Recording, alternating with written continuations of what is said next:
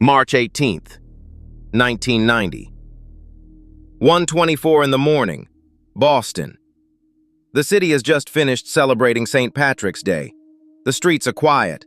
Almost everyone is asleep. Two police officers walk up to the side door of a museum and press the buzzer. "Police, we got a call about a disturbance. Let us in." Inside, a 23-year-old night guard looks at his security screen. He sees the uniforms, the badges, the mustaches. Museum policy says one thing: never open that door. He opens the door. 81 minutes later, those two men drive away into the night with $500 million of art in their car. Rembrandt, Vermeer, Degas, 13 pieces. Gone. Now here's what makes this story truly insane.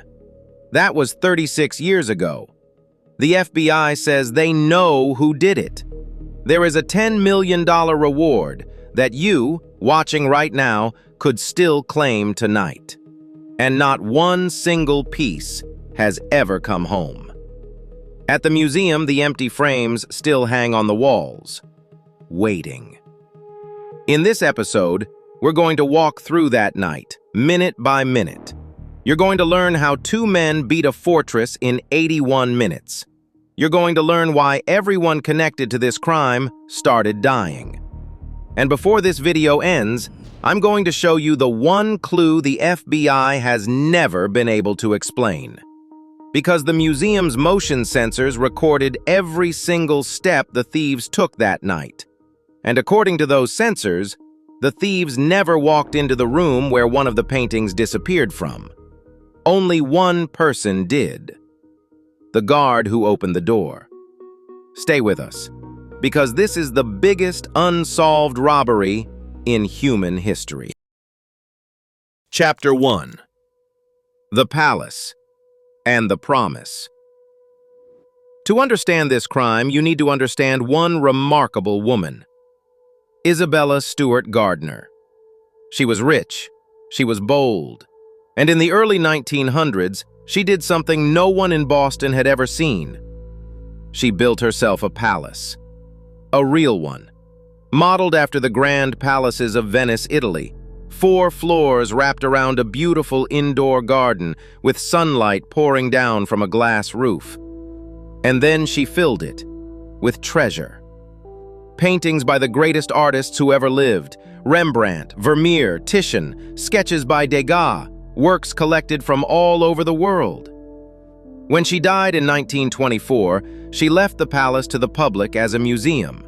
But her will came with one strange iron rule: nothing could ever be changed. Nothing sold, nothing bought, nothing moved. Every painting had to stay exactly where Isabella hung it, forever. Remember that rule. It's about to matter. Now, jump forward to March 1990. The museum is beautiful, but it's also old. The alarm system is outdated. There are only 2 guards on the night shift, and neither of them is a trained security professional. One of them is Rick Abbott, 23 years old, a music school graduate who plays in a rock band. He works the night shift because it's easy money, and he's already told his bosses he plans to quit. The other guard is even newer. It's only his second time ever working the overnight shift. 2 young guys, one quiet building, $500 million on the walls. And outside, Boston is celebrating St. Patrick's Day, the drunkest, loudest, most chaotic night of the year in that city. Police are busy everywhere. Sirens are normal. Nobody looks twice at a cop. If you wanted to rob a museum, you could not design a better night. And somebody knew it. Chapter 2. The 81 Minutes. What you're about to hear is a minute-by-minute reconstruction of the robbery, built from the guard's own statements and the museum's motion sensor records. 1:24 a.m. A car sits parked on the dark side street next to the museum. 2 men in Boston police uniforms walk to the side entrance and press the buzzer. "Police, "We got a report of a disturbance on the grounds. We need to come in." At the security desk, Rick Abbott looks at his monitor. He knows the rule: never open the door. If police ever show up, call the real police station to check. He doesn't call anyone. He presses the button, and the door unlocks. The two officers step inside. 1:26. The men walk to the desk. One of them stares at Abbott and says, "You look familiar. I think we've got a warrant out on you. Step away from the desk and show us some identification." Here's the trick. The security desk holds the museum's only alarm button, the only way to call for help. Abbott steps away from it. The moment he does, they spin him around and handcuff him. Abbott is confused.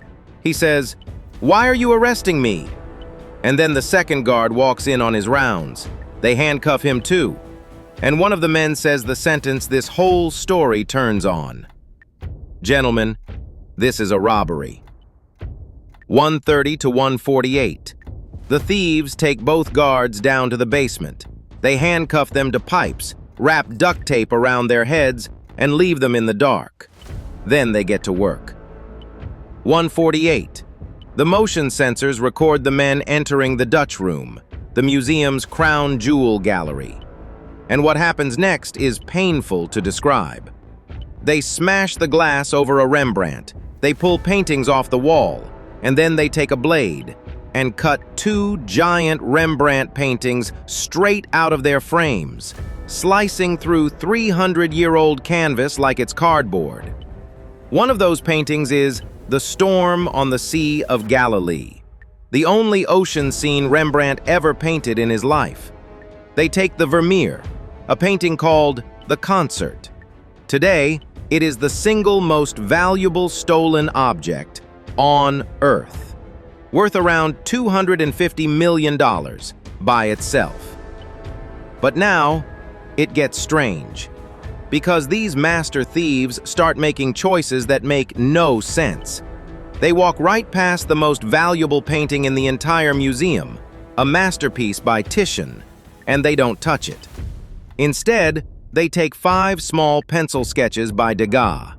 They take a 3,000-year-old bronze Chinese cup, and they take a small metal eagle, a decoration from the top of a French army flag, worth almost nothing compared to what's around it. Were they working from a shopping list?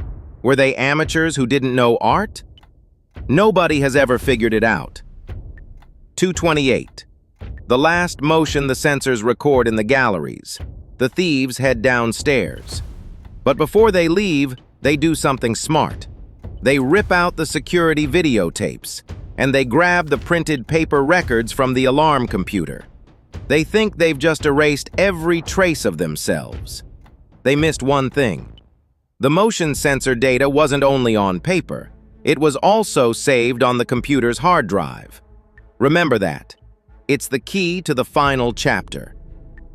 2:40, 2:45. The thieves carry the art out to their car in 2 trips, and before they disappear, they lean down to the guards in the basement and say one last thing. Tell them they'll hear from us in about a year. Then the taillights fade into the dark. 81 minutes, 13 pieces, $500 million, and no one ever heard from them again. Chapter 3. The morning after. 8:15 a.m. The morning staff arrive at the museum. The night guards are missing. The galleries are wrecked. They search the building and find Abbott and the other guard in the basement, still handcuffed to the pipes, duct tape around their heads.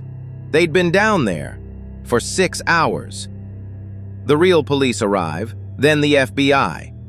And when investigators walk into the Dutch Room, they just stop.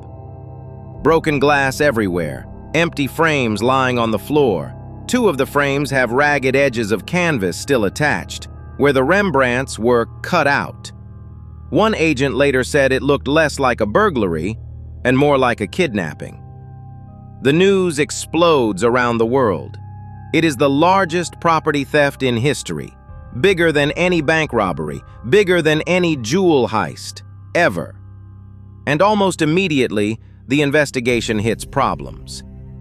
Problem 1. The thieves took the security tapes. There is no video of their faces. Problem 2. The descriptions are thin. 2 white men, police uniforms, fake-looking mustaches. One taller, one shorter. That's it. Problem 3. And this is the strange one. Real professional art thieves steal art to sell it or to demand ransom money. The thieves even told the guards, "You'll hear from us in a year." A year passed. Silence. 5 years passed. Silence. No ransom demand, no sale, nothing. The art simply vanished off the face of the earth. But remember the computer hard drive the thieves forgot? Investigators pulled the motion sensor data, and it gave them a perfect map of the robbery. Every room the thieves entered, every minute they spent. It confirmed the guard's story almost perfectly. Almost. Because buried in that data was one detail that didn't fit. One detail that investigators would argue about for the next 30 years. We're getting there, I promise. First, you need to see what happened to the suspects, because in this story, knowing the secret comes with a price. Chapter 4. Everybody dies. From the very beginning, the FBI believed one thing. This wasn't some international art gang from a movie. This was local. This was the Boston Underworld. Why? Because in Boston's criminal world at that time, stolen art was like a get-out-of-jail-free card.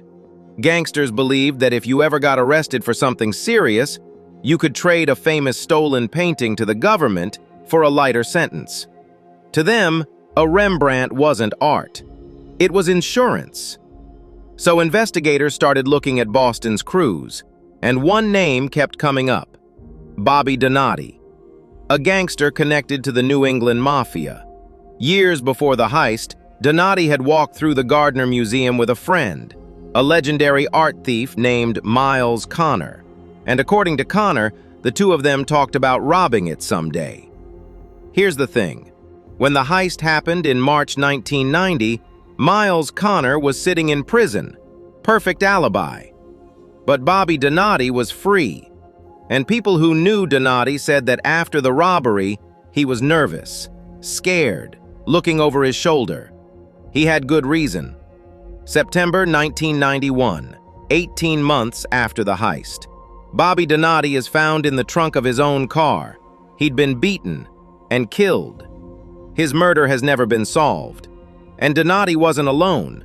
That same year, a criminal named George Reisfelder, a man investigators believed may have been one of the 2 fake cops, died suddenly of a drug overdose. Also that same year, another associate from the same crew, Lenny DiMuzio, was found shot to death in the trunk of a car. Let me say that again. Within about 18 months of the robbery, 3 men connected to the prime suspects were dead, 2 of them murdered, both murders unsolved. Whoever knew where that art went was not planning to share. The years rolled on. The FBI ran stings.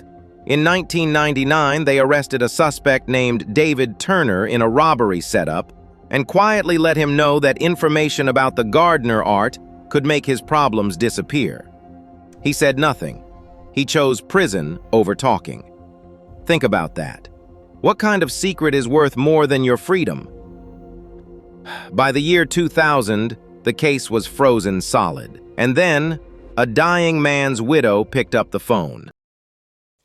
Chapter 5. The Deathbed Trail. 2010, 20 years after the heist.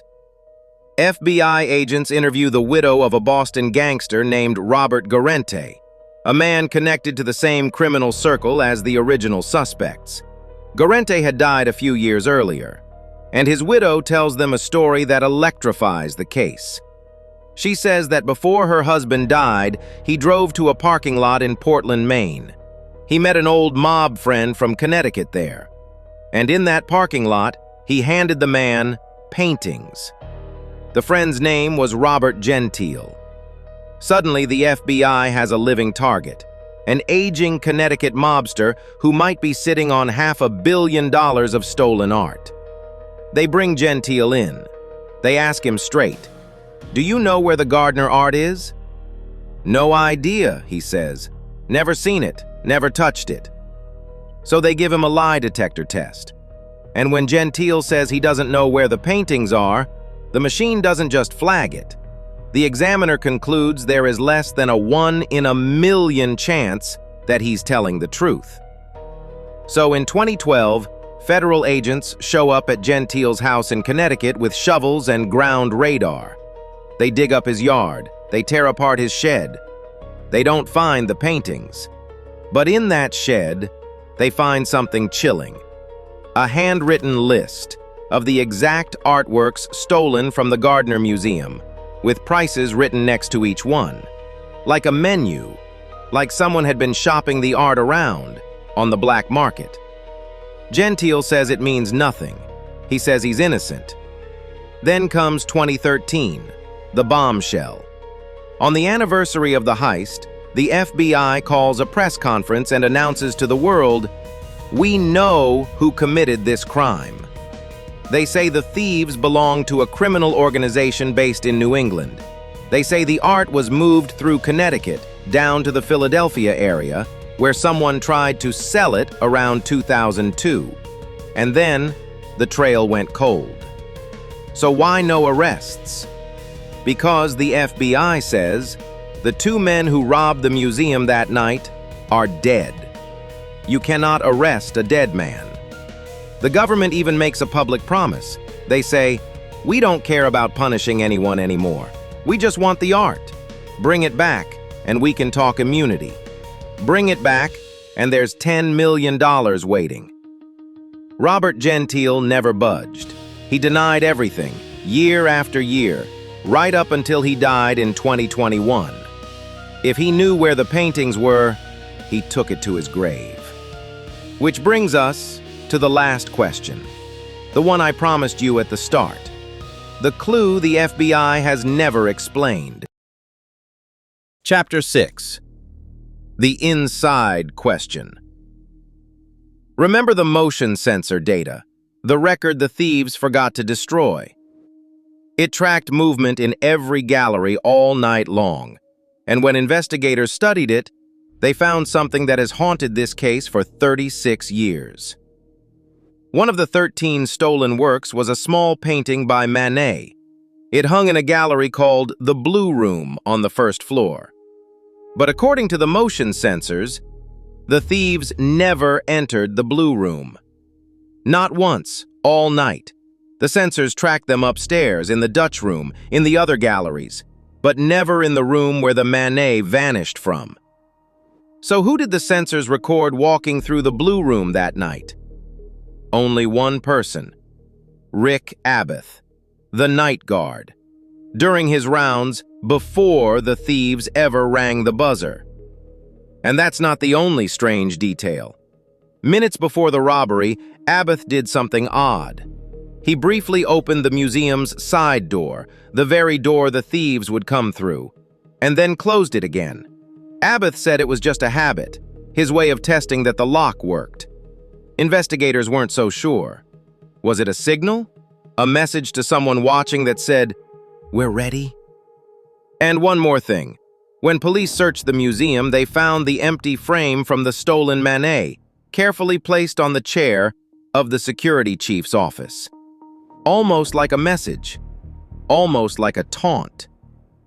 So let's be honest about the 2 ways to read this. Reading number 1. Rick Abath was in on it. He opened the door. He grabbed the Manet himself during his rounds, and the frame on the chair was his little joke. Reading number 2. Rick Abath was just a 23-year-old musician working a boring job on a wild holiday night. The Blue Room sensor may simply have failed. Old equipment misses things. And he made one terrible, innocent mistake by opening that door. Here's what the record actually shows. Abbott was questioned for years. He took lie detector tests and passed. He was never arrested. He was never charged with anything. He insisted in every interview for the rest of his life that he had nothing to do with it. He died in 2024, still saying he was innocent. And the FBI, to this day, has never explained the Blue Room. So I'll leave it with you. A broken sensor or a perfect inside man? Look at the evidence and decide for yourself. Closing. Where is the art? 36 years, so where is it? Theory 1. It's close. The museum's own security director has said that history teaches one lesson. Stolen masterpieces usually stay near home. The art could be an hour from Boston right now, in an attic, under a floor, behind a wall in some quiet house whose owner may not even know what they have. Theory 2. Philadelphia. The FBI traced the art to the Philadelphia area where someone tried to sell it in 2002. Maybe it's still there, buried with the secrets of men who are now dead. Theory 3. It crossed the ocean. Some investigators have long believed Irish organized crime moved the art overseas, possibly as bargaining chips. And yes, some have even whispered the name that hangs over every Boston crime story: Whitey Bulger. Nothing was ever proven. Whitey denied knowing anything. But in Boston in 1990, very little moved without Whitey getting his cut. Make of that what you will. And Theory 4, the one nobody wants to say out loud. That somewhere along the way, a panicking criminal destroyed them, and the greatest paintings ever stolen no longer exist. Here is what we know for certain. The Vermeer is still missing. The Rembrandts are still missing. All 13 pieces still missing. The $10 million reward is real and still active. The government has publicly offered immunity. All they want is the art. And at the museum, because of Isabella Gardner's will, nothing can ever be changed. So the empty frames still hang in their exact places on the walls. Right now, the museum is spending $1 million restoring the Dutch room, the very room the thieves tore apart. Why restore a room for paintings that vanished 36 years ago? Because they believe the art is coming home. Somewhere out there tonight, a rolled-up Rembrandt is leaning in the dark. A Vermeer worth $250 million is waiting under someone's roof. And $10 million is waiting for whoever finds it. So tell me in the comments, where do you think it is? Welcome to the Boston Underworld, where the biggest robbery in human history is still waiting for its ending.